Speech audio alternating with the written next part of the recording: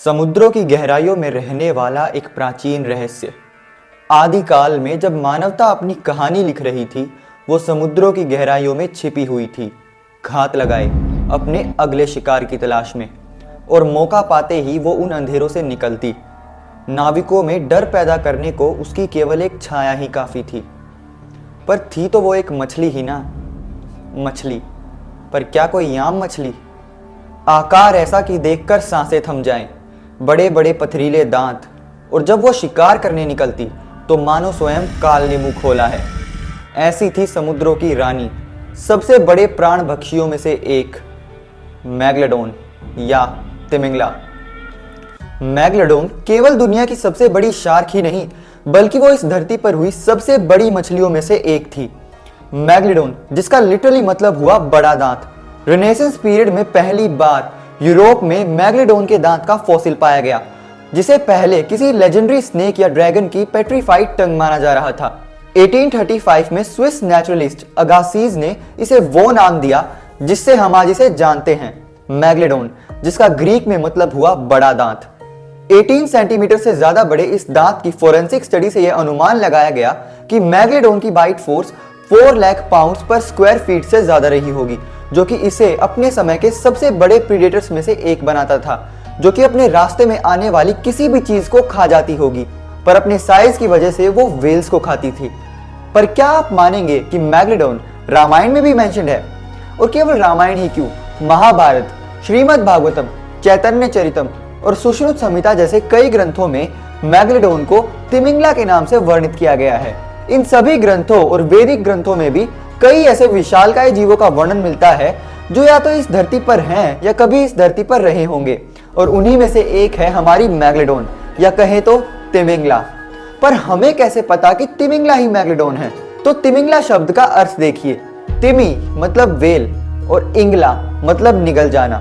मतलब तिमिंगला एक ऐसी मछली थी जो अपने बड़े बड़े दांतों से वेल को भी निगल जाती थी।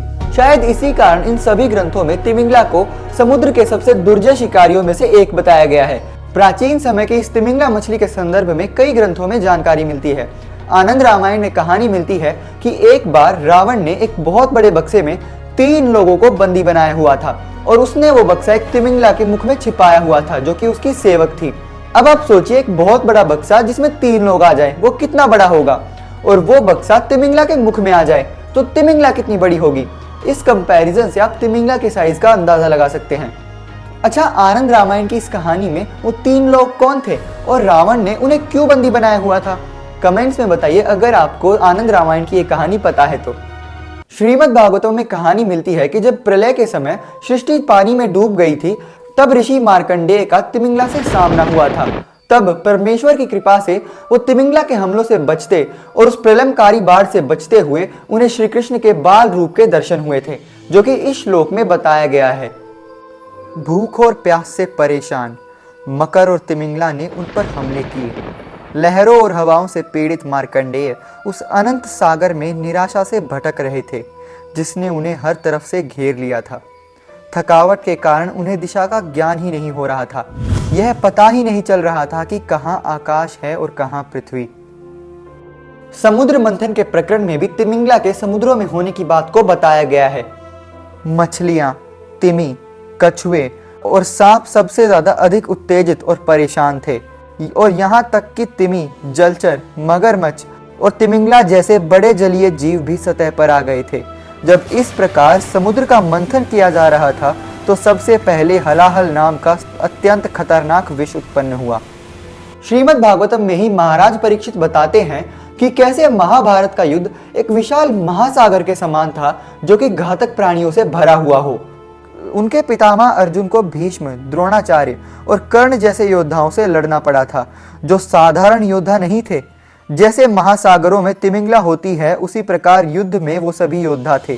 जैसे तिमिंगला बड़ी आसानी से बड़ी बड़ी मछलियों को निगल जाती है, वैसे ही कुरुक्षेत्र का युद्ध भी पितामह अर्जुन को निगल जा सकता था। पर श्री कृष्ण ने हर पग पर उन्हें सही मार्गदर्शन देकर उन्हें बचाए रखा। जब जामवंत और श्री कृष्ण का आमना सामना हुआ, तब श्री कृष्ण की शक्ति को देखते हुए जामवंत ये समझ गए कि श्री कृष्ण ही उनके प्रभु श्री राम हैं। वो श्री कृष्ण से कहते हैं कि प्रभु, आप ही समस्त जगत को संचालित करते हैं। मैं देख सकता हूँ कि आप वही परमेश्वर हैं जिन्हें मैं श्री राम के रूप में पूजता हूँ। मुझे याद है कि जब प्रभु श्री राम समुद्र पर सेतु का निर्माण करना चाहते थे, वही सेतु जिसके निर्माण को मैंने अपनी आंखों से देखा था, तब कैसे श्री राम की दृष्टि मात्र से ही सारा समुद्र उत्तेजित हो गया था और मकर, तिमी और तिमिंगला जैसे विशालकाय जीव अस्त व्यस्त हो गए थे। इस तरह समुद्र को श्री राम को लंका तक जाने का रास्ता देना पड़ा था। इन सभी वर्णनों से पता चलता है कि तिमिंगला का क्या महत्व था। वो कोई साधारण जीव तो बिल्कुल नहीं थी। वाल्मीकि रामायण में बताया गया है कि लंका और भारत के बीच के समुद्रों में तिमिंगला रहती थी। जैसे कि युद्ध कांड का ये श्लोक देखिए। जब चंद्रमा निकला तो समुद्र में उछाल आया और चंद्रमा की छवि उसमें असीमित रूप से प्रतिबिंबित हुई। वह महासागर प्रचंड हवाओं के समान तेज, विशाल मगरमच्छों, साथ ही तिमी और तिमिंगलाओं से भरा हुआ था। इसी तरह महाभारत में भी तिमिंगला को अन्य विशालकाय समुद्री जीवों के साथ समुद्रों की गहराइयों में रहने वाली एक जीव की तरह वर्णित किया गया है। वहां तिमिंगला, कछुए, तिमी और मकर दिखाई दिए जो पानी में डूबी हुई बड़ी बड़ी चट्टानों की तरह थे। चैतन्य चरितम के एक पद में श्री चैतन्य महाप्रभु ने भी तिमिंगला के बारे में बताया है कि कैसे श्री कृष्ण के विरह के कारण गोपियां दुख के सागर में डूब गई हैं और कृष्ण से मिलने की तीव्र इच्छा उन्हें तिमिंगला की तरह खाई जा रही है। मतलब यहाँ पर भी तिमिंगला का कंपैरिजन किसी बहुत बड़े दुख या क्षति पहुंचाने वाली वस्तु की तरह किया गया है। आयुर्वेदिक टेक्स्ट सुश्रुत संहिता में तिमिंगला को सबसे खतरनाक समुद्री जीवों की सूची में डाला गया है, जहां पर इसकी तरह कई और जीवों का वर्णन आता है। तिमी, तिमिंगला, कुलीसा, नीरुलारू, नंदी वर्लाक, मकर, गर्गराका, चंद्रका, महामीन और राजीव आदि समुद्री मछलियों के परिवार का गठन करते हैं। अब आप ही बताइए कि इतने सारे अलग अलग ग्रंथों में वर्णन होने के बाद भी मैग्लिडोन के वर्णनों को एक तथ्य माने या हमारे ऋषियों की केवल कल्पना, पर जो रियल लाइफ फैक्ट से इतनी एक्यूरेसी से मेल खाते हो, वो केवल एक कल्पना कैसे हो सकती है। साइंटिफिक रिकॉर्ड्स के अकॉर्डिंग मैग्लिडोन की एग्जिस्टेंस ज्यादा से ज्यादा 2.5 मिलियन साल पहले रही होगी, जो कि बहुत ज्यादा साल पहले है। कंपेयरिंग कि इंसानों की एग्जिस्टेंस 1.5 मिलियन साल पहले बताई गई है। तो अगर इंसानों के अस्तित्व के लाखों साल पहले ही मैग्लिडोन विलुप्त हो गई थी, तो हमारे ऋषियों को उसके बारे में कैसे पता था, वो भी उसके आकार, व्यवहार, डाइटरी हैबिट्स और शिकार की सटीक जानकारी। लेकिन यह भी एक सच्चाई है कि हमारे ओशियंस का केवल 2 से 3% हिस्सा ही एक्सप्लोर्ड है।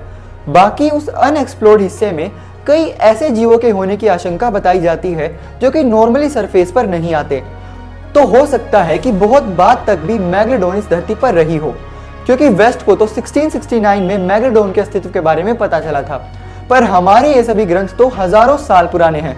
तो हमारे ऋषियों को मैग्लिडोन के बारे में इतनी सटीक जानकारी कहां से मिली? और डिस्क्रिप्शन से देखें तो मैग्लिडोन और तिमिंगला एक ही जीव लगते हैं। वैसे मैग्लिडोन के फॉसिल्स केवल यूरोप ही नहीं, अमेरिका, ऑस्ट्रेलिया, जापान, न्यूजीलैंड और अफ्रीका समेत कई जगहों पर पाए गए हैं, जिनमें इंडिया भी एक है। इसका मतलब मैग्लिडोन कहें या तिमिंगला केवल एक कल्पना तो नहीं है, है ना? हर हर महादेव।